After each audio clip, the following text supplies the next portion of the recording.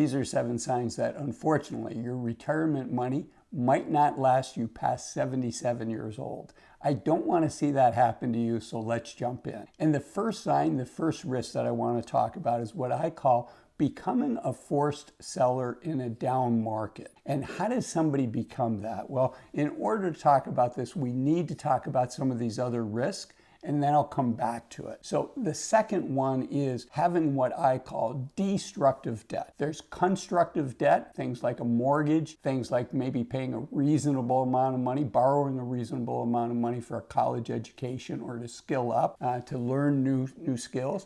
And then there's destructive debt, which is consumer debt, credit card debt. It's buying things that we don't need with money that we don't have and financing that expensively. And it's not unusual for me to see somebody with $10,000 or $20,000 of credit card debt and paying 30% interest on that. In fact, the average, depending on your age, the average amount of credit card debt is anywhere between $3,000 for younger people to up to $10,000 after having years of credit card debt piling up. So it can really poke a hole in your plans and it can really drain your money quickly. So be super careful with that. Do everything you can to pay down for sure consumer debt before you retire, and if possible, some of the other debt as well. It'll give you a lot more freedom. The next one is not planning for, unfortunately, the outrageous costs of healthcare. Even with Medicare, Fidelity says that people 65 and older, people that are on Medicare, still need to budget a little more than $150,000 in total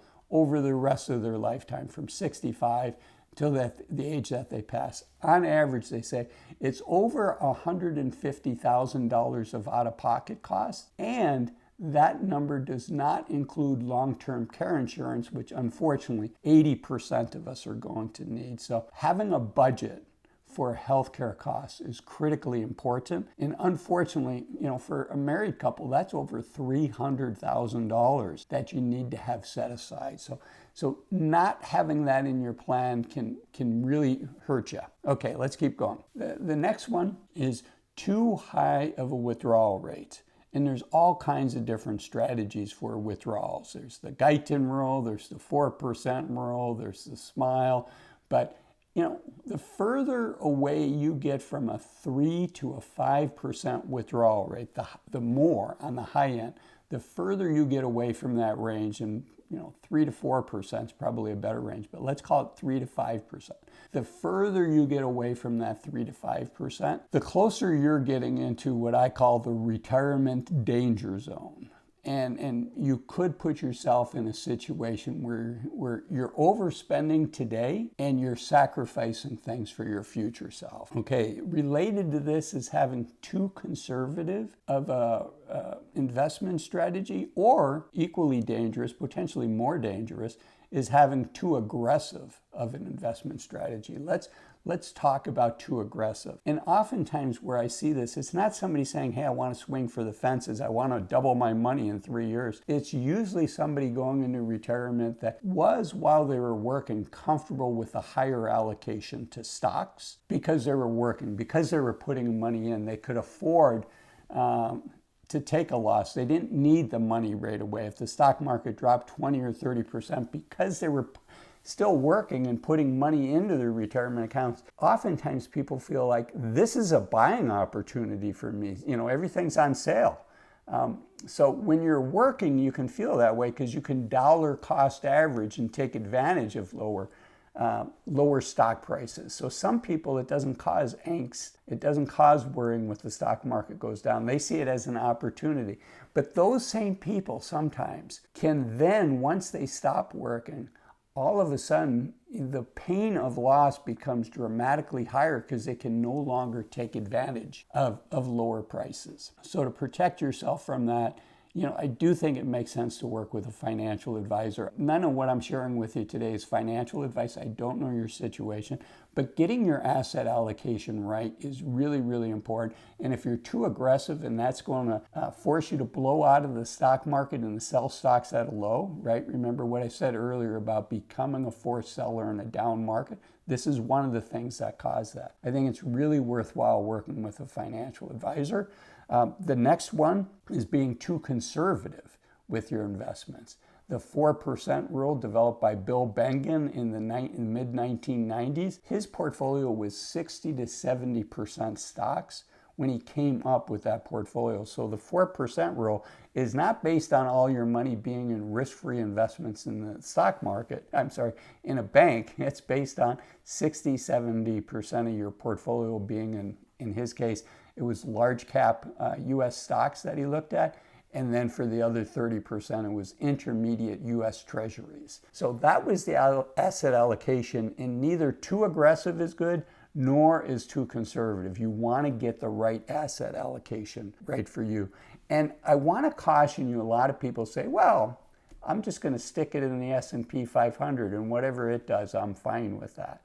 And in fact, famously, Warren Buffett even said, his advice to his heirs when he passes is just put it in the S&P 500. But let's look at what the S&P 500 is. The Magnificent Seven, companies like NVIDIA, Microsoft, Amazon, Meta, used to be called Facebook, Alphabet, used to be called Google, etc. The Magnificent Seven, as of the start of the summer, represented 31% of the S&P 500. So if you're just in the S&P 500, you have almost a third of your portfolio in 7 stocks. The top 10 make up almost 40%. So just putting it in the S&P 500 does not give people the broad diversification that many people think that they're getting. Like, 500 stocks, so each position's less than 1%. That's not how it works. So just be cautious. The other caution is it can feel like a black box when the market goes down, that there's this black box of the S&P 500 and it goes down and it can feel really scary. Where when you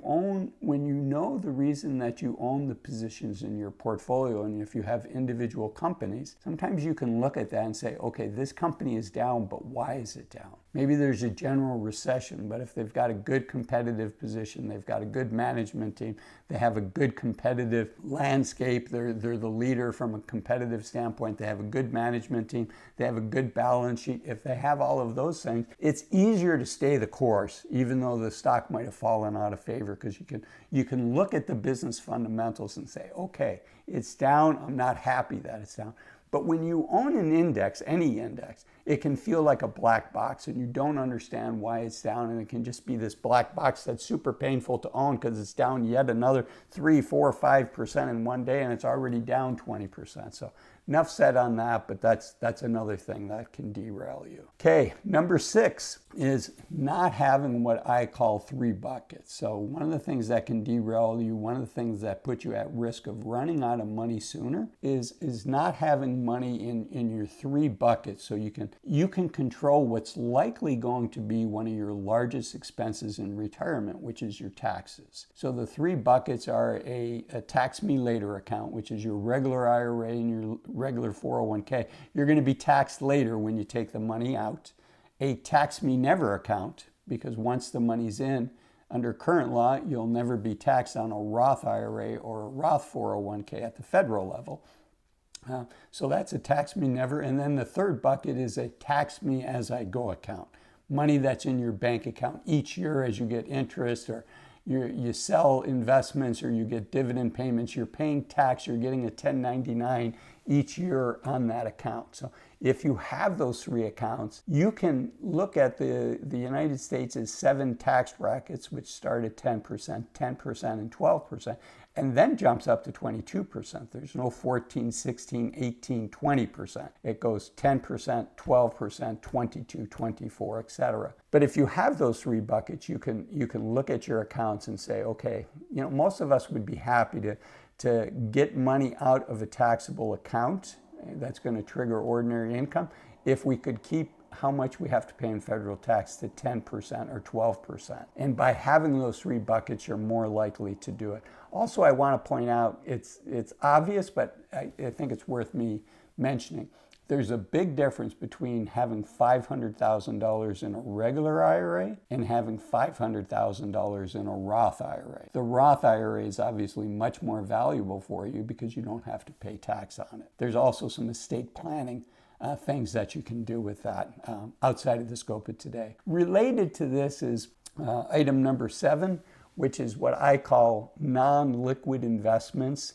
So even though your net worth might be $800,000, if $700,000 of that is in your home, you need to think through, what am I going to do for liquidity? How am I going to access cash for my living expenses? Okay, so those are the 6 factors. And I started off the video talking about the number one, in my opinion, one of the biggest risks is becoming a forced seller in a down market. So we've talked about the fundamentals. So what causes somebody to become a forced seller in a down market? There tends to be 2 main reasons. The first is you need money for one of the other 6 things that we just talked about: taxes, health care. You don't have money, you don't have a liquid bucket of a couple years worth of living expense in cash. So when the stock market's down, you don't have a choice. You have to sell your stocks. So it's situational things, financial, needing the money, situational things where you need the capital, so you don't have a choice. If you don't have the buckets, if you don't have the right asset allocation,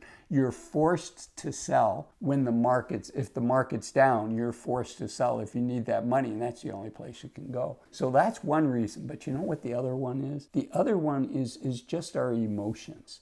Just the pain. When we were working, oftentimes when the market went down, we were worried. Maybe, there were layoffs happening in the workplace, and we were worried we were going to lose our jobs, or things were just getting tougher and everybody was cutting back. We worried about it. But when you retire and this is your total nest egg, that worrying can increase quite a bit. The pain of downside in the market, the pain of losing 10, 20, 30, 40% in the market can go from worrying to angst, where you just can't get it out of your mind. You're constantly thinking, what was I thinking? Of course COVID was coming. Of course the stock market was going to fall.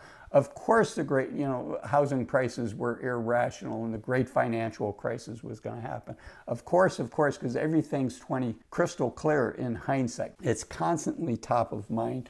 And the worrying gets to the point where you can't sleep at night and you just want the pain to end. And so that you become the person, the factor that makes you become a forced seller in a down market. And one of the best protections of that is getting that asset allocation right, which we talked about earlier. We also talked about none of this being financial advice. I think the best way to get your asset allocation right is to work with a fiduciary financial advisor, a fee-only financial advisor. The best way to understand what your taxes are going to be, which is one of your largest expenses, is to work with a fiduciary financial advisor or a CPA. So those are the main things. Those are the 7 things I really want you to be aware of, so that you don't have a high chance of running out of money at 77. Now, YouTube's algorithm says you'll enjoy this video here. Do me a favor, watch the video and let me know how smart the YouTube algorithm was. Was this a good match for you? Thanks for watching this video, and I'll see you in the next one. Bye-bye.